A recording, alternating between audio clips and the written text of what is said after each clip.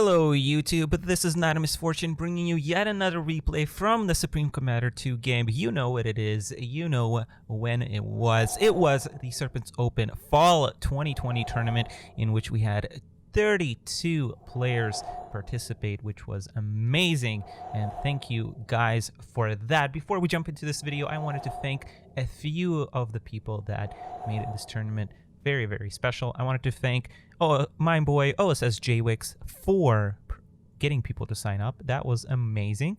I wanted to thank Explosive for donating to the prize pool. And I wanted to thank all the players for participating and all the people that watched for watching. But speaking of the tournament prize pool, I wanted to remind you guys that you can contribute to the prize pool and make it as big as FAF. You guys know how much I love Supreme Commander 2, and I would love to keep supporting it. So if you would like to support the tournaments in the future, go ahead and go to my Patreon page. It's patreon.com/NITE. That's Nite, NITEOM. And you will find my benefits. I have 7 great benefits for y'all, ranging from, Patreon Squire all the way to Patreon God. So if you'd like to ascend to godhood, go ahead and check that out. I will give a plug for those right now. I did want to highlight a few of them. So there is a special tier to support just the tournaments.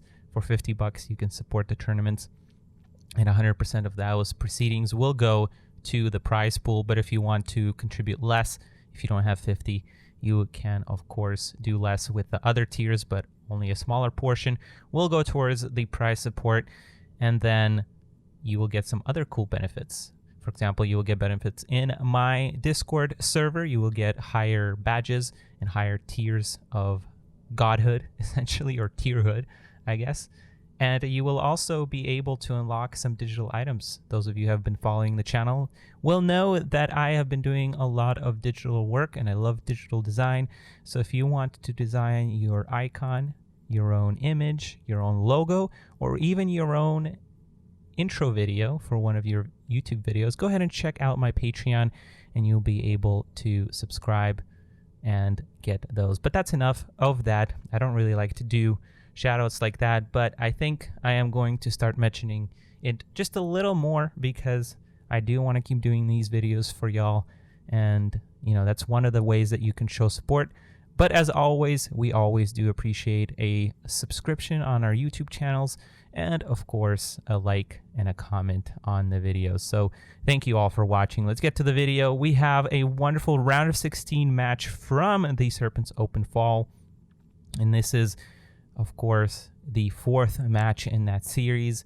If you're wondering where the heck is the 3rd match, well, unfortunately Hope's opponent did not show up to day 2, so Hope got a walkover Ether Racer, so there is no round of 16 match number 3. Besides that, there will be no spoilers, so I would suggest watching these videos in the order that they're published, or the order that they are in the playlist for Serpents Open Fall, so that you can avoid all the spoilers. Anyway, let's go ahead and jump into the game. And pause as always at 5 minutes. I'm gonna set game speed to 3, unpausing in 3, 2, 1, go. And let's go ahead and introduce our players straight from the start. We have our player to the left-hand side. It is the one, the only brown commander who makes grouping of units named. It is our brown Aeon commander with the name of Alphahex. He's opening up with 1 air factory, sending his engineers down to the back. Of course, that air opening does allow him to be a little bit more open with his expansion, and that scout is already on his way. His opponent is the blue Cyber Commander, hailing from Germany and starting with 1 air factory and queuing up air factory and queuing up a land factory. We have Helyus HD, who already has his own Gemini out, but unfortunately, Alphahex's air micro is certainly no slouch. He manages to pick off that air unit and a second air unit, at which point Helyus really should prioritize getting an anti-air installation on his factory. Otherwise, it's really just going to be useless. And there it is. There it goes. That anti-air installation. Wonderful. Of course, I would have liked it a little sooner. As soon as he saw that air flying over his base, he could have probably upgraded that. And one plane does fall for Alphahex, so it's, you know, a more decent trade for Helyus now. But unfortunately, he has expanded off to the side here, and his mass extractors are wide open to bombing for bombing runs. And of course, because he opened up with such an aggressive production build, he cannot afford an anti-air factory at this moment. So Alphahex really does have free reign over here. Looks like Helyus is trying to dodge this grouping of units here. By the way, Alphahex doing a great job targeting down this engineer, eliminating any sort of possibility of anti-air. Unfortunately, he flies over Helyus's base, and another plane is going to fall. 2 planes are going to fall. But Helyus is going to know he is not going to lose his Gemini. He isn't even going to lose his own Gemini that was scouting. Now he loses his Gemini back in his base, but adapters are out on the field now. And, you know, this isn't a scary amount of units from Alphahex, but nevertheless, you know, it's going to harass all of these expansions, this engineer. But Helyus is going to use this advantage to try and push his opponent. I think he can safely assume that there has been a double air opening, and I think he can just rush right here, especially given where Alphahex has chosen to expand with his commander. He can just push into his opponent's base and probably do a lot of good damage, doing a really good job with these adapters. And that's going to shut that down. Alphahex not even managing to take out a mass extractor back there, but he's going to find another one here. He only has 3 wasps, or sorry, Weedubos left. Wasps are, of course, the UEF interceptors, so that's farthest from the truth. Looks like Helyus is going to pause here to build another land factory. I don't know if slowing down is the best decision here. His units have already spent a large amount of time being here in the center. He looks like he's going to go for this outer mass extractor when he had a clear path to his opponent's base. And, you know, still Alphahex only has 4 tanks over there in his mix, so if, you know, Helyus manages to push here, he might actually get some damage done, but I think the window is closing. He's instead backing off. Alphahex's planes also return back, and at this point, you know, air is not significant at this point. Both players have, you know, a few units here and there, but the fact that Helyus has adapters will mean that he's relatively safe from any kinds of air shenanigans targeting his main unit force. Looks like Helyus does back off, and I do not like this decision. I think Helyus's decision making has been decent so far, minus that anti-air upgrade. And unfortunately, I think this is going to be just a little too passive from our German player. Alphahex is trying to go for this mass extractor once again, bombing it. Bombing an adapter, now taking it out. I'm going to speed this up to 5 here as Alphahex continues to fly around, losing 3 planes, I believe, there. And nicely positioned adapters are going to shut that down completely. Are those hollow? No, there's no hollow flares. But unfortunately, Helyus has just not used his advantage on the land, and now Alphahex has managed to pump out quite a bit of mobile missile launchers, which is going to be very, very difficult to counteract by our Cybern player. Because once again, all you have to do is position those units outside your opponent's base, and they will start picking off all the factories. These Brackmen will be a nice deterrent for the time being, I think, or rather, actually not. They won't be a good deterrent for the time being because there's not enough of them for the time being. And Alphahex is just good, too good, and is dodging most of these shots at this point. Look at that beautiful micro from our Czech player here. Of course, I will give our Alphahex a shout out. He has made all of these videos that he's played in with from his perspective. So he has a total of 5 videos, I think, on his channel right now that you can go ahead and watch. I think they're highly educational. But back to this game, Alphahex is doing just what I mentioned a moment ago, positioning those mobile missile launchers just outside Helyus's base, and he doesn't really care if he finishes this fight or not, because all he cares about is the production. And as you can see, he already has more units, even though he was behind. Interesting, was that a unit detonate? But nevertheless, Alphahex manages to emerge the victor from this encounter, and Helyus just has nothing left. His ACU is out in the open, and I think this is going to be a good game here. No, Helyus manages to retreat under the protection from his factory. Of course, Alphahex, realizing that there might be a possibility of structure detonate, did not want to lose his units, but to be fair, I think even if he did, he has a nice contingent of tanks reinforcing from behind. And how does Helyus not die there either? Below 500 health. Alphahex does not finish his opponent, but I think this is game over. There's simply too many mobile missile launchers. Helyus HD controls F something, which includes his commander eventually. And that is game one. A reminder, since this is in the knockout stage, it is a best out of 3, so Helyus does have a good chance to come back and maybe even win this series. Let's go ahead to our map number 2 to see if he manages to do so. Don't go anywhere. I'll be right back in just a second. Welcome back, lovely viewers. That was a second, wasn't it? Welcome to our game 2 between Alphahex and Helyus. Let's go ahead and introduce our player, starting with our blue player. He is the one and lonely Helyus HD, who is, of course, our Cybern player because he picked that faction for the tournament. He's starting out with 1 land factory, 2 land factories. Pretty good build from our Cybern player. And his opponent on the other side of Desolatia, we have our random player. Well, he chose random. He's not that random. We all know him. It is our brown UEF commander with the name of Alphahex, hailing from the Czech Republic.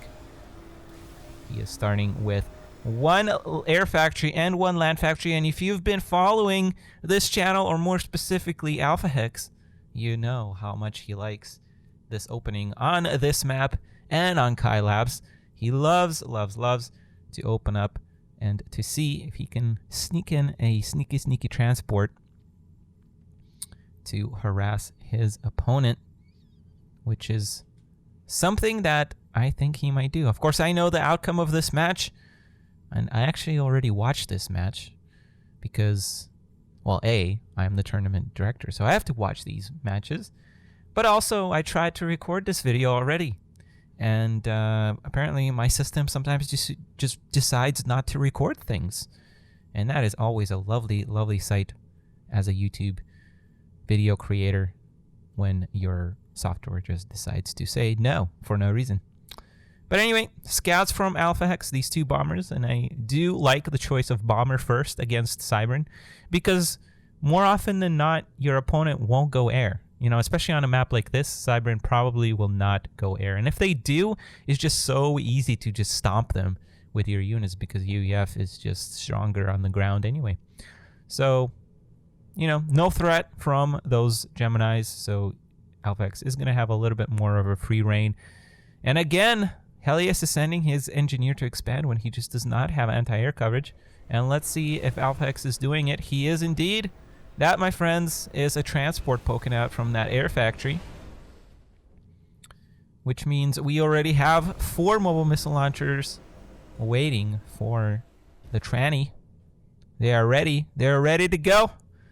They're ready to go and fulfill their God-given right to destroy Cybern mass extractors all over the map. Let's see if Helyus manages to come up with something to stop this deadly strategy from UEF on Desolatia. Of course, what makes this so deadly is the fact that we have ledges over here. And we also have these little mountains which you can just position your mobile missile launchers and they'll be able to get not all, but some of the structures, especially if you decide to build close here. But for sure, these 2, and that's exactly where Helyus is expanding. But he is also expanding forward, realizing that, again, his opponent has opened up in air, which means he's going to be a little bit weaker on that front. So he once again chose to tech into adapters, which is not a bad unit. But I'm actually, the more I watch these top players play, the more I'm realizing that adapters are not the answer, especially on a map like this. I think on a map like this, you have to go with something like a static anti-air tower. And we do see the first barrage from the mobile missile launchers. Of course, 4 is all you need, which means that mass extractor falls. And that is a core mass extractor, might I remind you. Now, of course, there is a kind of a scary push coming on here, but there's a shield from Alphahex, beautifully placed. And that commander is also there. Now, Helyus HG is trying to capture that factory. Of course, this might be very dangerous for Alphahex, but Alphahex is no slouch. He knows how to play this game. He knows all the tricks there is to know about capturing and counteracting this very cheeky strat. He pushes Helyus HD out of range of the capture, and Helyus does not manage to capture that factory. Will he try to do it again here? Nope, looks like he's trying to break through that shield. Unfortunately, I mean, that's just a strong freaking shield. Just not going to go down. He's losing a lot of loyalists. He is doing the right thing with his loyalists. He's trying to go under the shield, and it looks like he is going to try and capture that factory once again. Alphahex realizes it and is going to do the same trick again. Oh my goodness. Helyus, have you not learned? Are you not entertained? He says. Are you not entertained? This is Sparta. Get the hell out of here, says Alphahex. You shall not capture our women. Man, I really want to see Alphahex play Mr. Steal Your Girl now, because that is quite a clash of archetypes, I would say. Anyway, this contingent quarter or 3/4 of a turd are. Am I allowed to say that against Alphahex? I don't know. I think he's the king of the turds. That sounds bad, but it's how it all started. Another barrage from the mobile missile launchers. It looks like he didn't manage to quite time it quite right here. But of course, there's nothing here to contest that. I don't know why Helyus is pulling all of his units back here. Again, being a little bit too passive, but even if he wasn't in this given situation, I think he would not be able to get much done because there is just a nasty choke point created by Alphahex here. And this transport is going to make its way over here and now going to fly on top of this ledge over here. And of course, from here, he can reach one of those mass extractors, and those adapters will not be able to do anything. All he has to do is move those, target fire on the mass extractor right as Helyus starts building it. Why are you building it there, Helyus? There's nothing you can do against those mobile missile launchers. And all this time, Alphahex is sitting back, healing his commander like he needed to, and also building up 3 land factories, already getting a nice tank army, which can probably contest this loyalist army already. All the same, he is targeting down adapters, because those are high-value targets right now. Anyway, we're going to speed this up. I should have sped this up earlier. This is this is going to be pretty hard for our Serpent commander to come back from, as he's rebuilding his radar. Finally has vision. Well, that's actually might be why he was building that mass extractor, because he maybe not realized that the transport was going to go there. But I think you can safely assume Alphahex is going to try and take out all the outer mass extractors first. Although he did get the outer or the core ones first. I don't know. I think everything is not safe at this point, so you just gotta play a little bit more cautiously. But at this point, I mean, Helyus has been a little too passive, and he's even opened up his front door. Alphahex can just park his units down here and slowly pick away at his Cybern opponent. And those adapters, they're not even doing anything. They pick off the radar with one volley. That is quite unfortunate. Alphahex continuing to show great transport micro. Gonna pick off another mass extractor. And now Helyus is only on 4. And that is so bad, even though Alphahex is not really expanded down below here. But he doesn't need to. His army is now superior. He has more tanks, he has more research, he has more factories, and he has more mass extractors. There is no way in heck that Helyus is going to win the long game unless he manages to get a lucky snipe. But now there are demolishers, which will, you know, make life even more difficult. Alphahex is going to slowly make his way down, kiting those units beautifully. Helyus mismicroing on top of his other misfortunes, and his commander is going to go down in game 2.